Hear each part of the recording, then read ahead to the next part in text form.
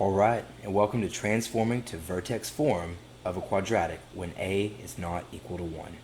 Okay, so in our previous video series, one of the things that we learned was how to take something from standard form into vertex form. However, we did very easy examples when our a value was equal to 1. Notice here though, remember, this is our ax squared plus bx plus c, and our a value here is 4, which is not equal to 1. So what in the world are we going to do? Well, we kind of start this problem off like our last one. So what we're going to say is, you know what, this 13 is not a perfect constant. We're going to push it to the side. So if you'll recall, we can write it like this: 4x squared minus 16x. Let's write this in parentheses, where we leave a space for a perfect constant later on, and we just push that plus 13 off to the right. Now from here, what we want to do is we actually want to factor out that 4. We want to pull it out to the front. So our new line looks like this. F of x is equal to, the 4 goes out in front, so I'll write 4 parentheses.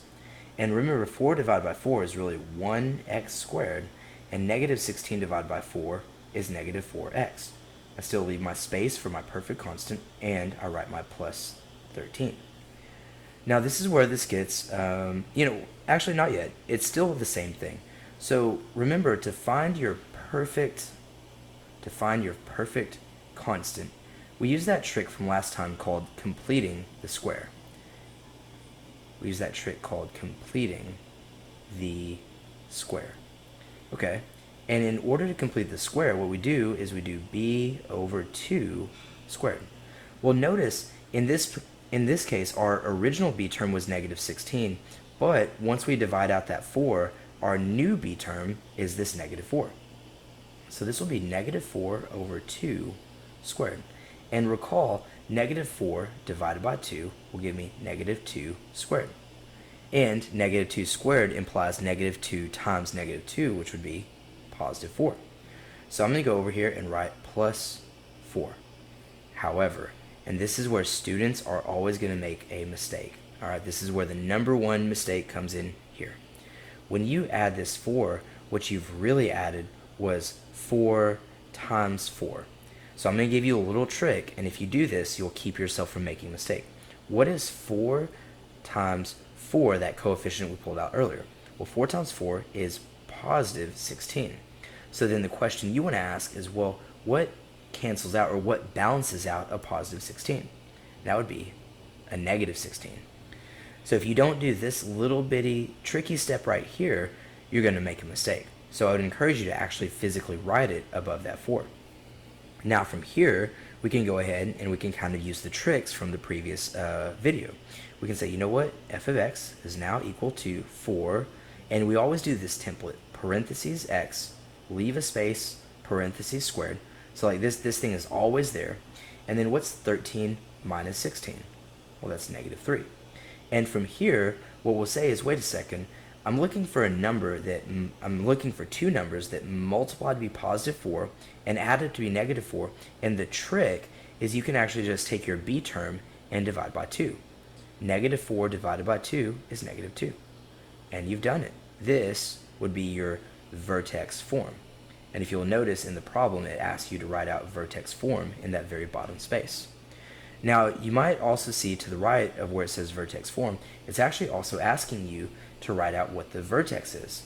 Okay, so recall, to find the vertex, you always take what is inside the function, this x minus 2, you set it equal to 0, and here we do plus 2, and the x value of our vertex is going to be at positive 2, comma, and the y value is going to be this negative 3. And there you go. There's your vertex. You could actually just go ahead and graph this if you wanted to. I would go to the right 1, 2, down 1, 2, 3, put my point. I know that my a value is a positive 4, which means it's going to imply a vertical stretch. Okay, and your graph will look something like that. All right, let's go ahead and let's do our second example. Okay, for example 2, it says transform the standard form of the quadratic into vertex form. Okay, so let's just go ahead, write f of x is equal to parentheses 3x squared plus 6x space, And we're just going to push that negative 23 off to the side because it's not a perfect constant. Okay, now remember here our a value is not 1. So we want to try and divide everything inside the parentheses by that a value. And we can. So we know that when 3 comes out to the front, we have 3 parentheses. 3 divided by 3 is 1x squared, and 6 divided by 3 is 2x, parentheses, minus 23.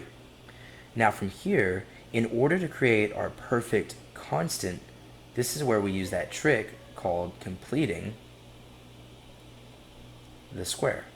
So we want to go ahead and complete the square. And we do this by taking our b term. Remember, 6 was our original b term, but after we factor out the 3, our new b term is that 2, and we do b over 2 squared, or in this case, 2 over 2 squared. And look, what's 2 divided by 2? Well, that's 1 squared, and 1 times 1 is, of course, 1. So I write plus 1. Now, once again, this is where you're going to make your mistake. This positive 1 still has to be multiplied by the factor that we pulled out earlier. So what's 1 times 3? Well, that's positive 3. And I always want you to write it above the perfect constant. Because what you did was you just added the value of positive 3 to the right side of this equation.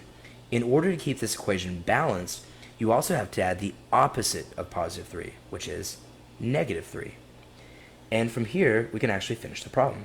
We say, okay, f of x is equal to 3, and this is the template, parentheses x, leave a space, parentheses squared, and here, negative 23 minus 3 is actually negative 26. And what is the number that I want to put right here? Can you think of two numbers that multiply to be 1 and add up to be 2?